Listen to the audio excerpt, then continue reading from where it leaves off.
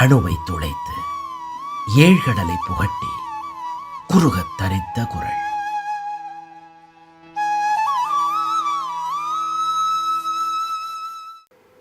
Jai Sriram. Sri TV நேயர்களுக்கு வணக்கம்.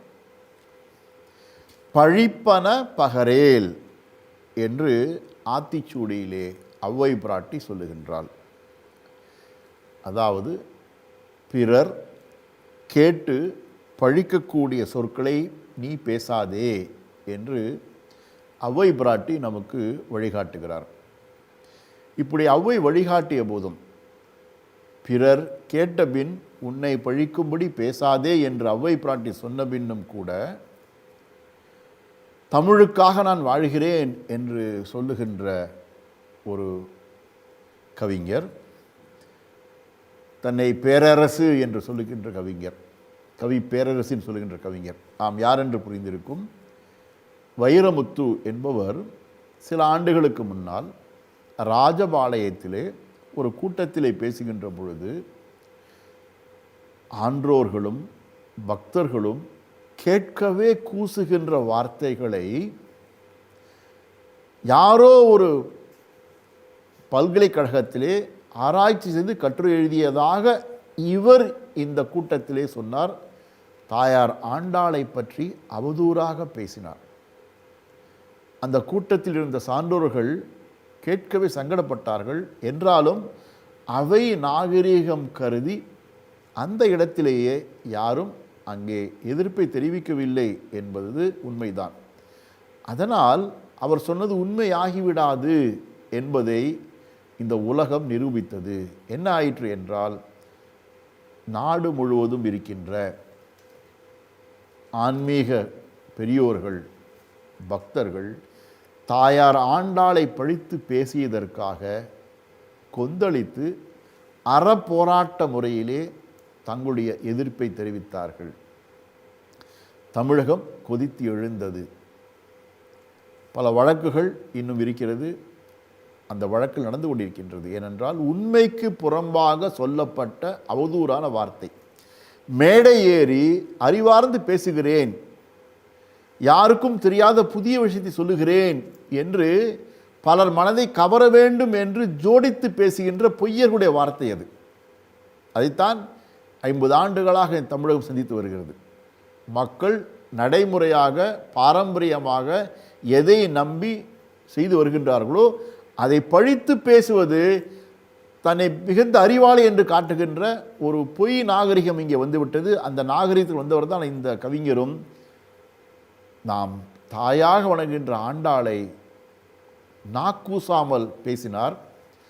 அதன் பலனாக என்ன ஆயிற்று என்றால், அவருக்கு திரைப்படத்திலே வாய்ப்புகள் வெகுவாக குறைந்தது என்று நாம் வருகிறோம்.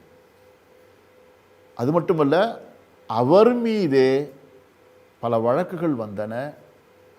பல பேரிடம் முறையாக பழகவில்லை, சரியாக பழகவில்லை.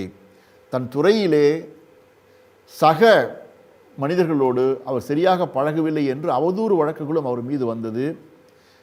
அவர் பின்னாளிலே வருத்தப்பட்டு நான் இப்படியெல்லாம் நினைக்கவில்லை என்று அவரே வருத்தப்பட்டு அறிக்கை விட்டார், மன்னிப்பும் கேட்டார்.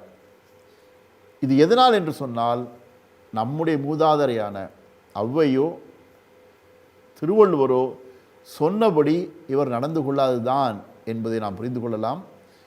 இப்படிப்பட்ட பேச்சாளர்களை நம்முடைய திருவள்ளுவர் சாடுகின்றார். எப்படி சாடுகின்றார் என்றால், இந்த குறள் மூலம் நாம் புரிந்து கொள்ளலாம். வாருங்கள். நயன் சாரா நன்மையின் நீக்கும் பயன் சாரா பண்பில் சொல் பல்லாரகத்து என்று இந்த பயனில சொல்லாமை அதிகாரத்திலே 194வது குறளாக ஐயன் திருவள்ளுவர் சொல்லுகின்றார். நயன் சாரா என்றால் பண்புக்கு பொருந்தாத, அறத்துக்கு பொருந்தாத. நன்மையின் நீக்கும், நல்லதை நீக்கிவிடும், நல்ல குணத்தை நீக்கிவிடும். எப்போ என்றால், பயன் சாரா, நன்மை தராத அல்லது பயன் அளிக்காத பண்பில் சொல், பண்பு இல்லாத வார்த்தைகளை ஒருவன் சொல்வானானால் யாரிடம்?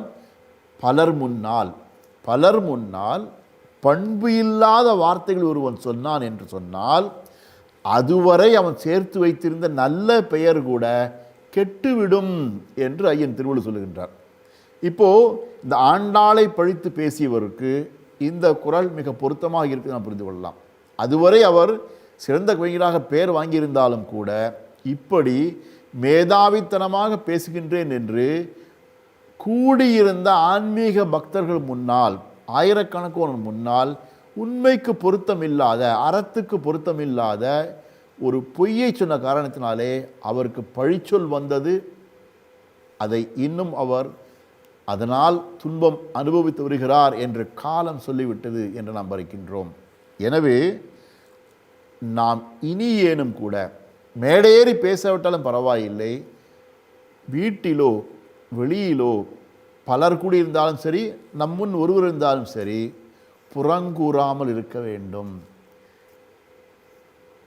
அதற்கு ஆதாரம் இல்லாத ஒரு பழி சொல்லையோ அல்லது நம்முடைய கருத்தாகவோ வார்த்தைகளை உதிர்த்து விடக்கூடாது.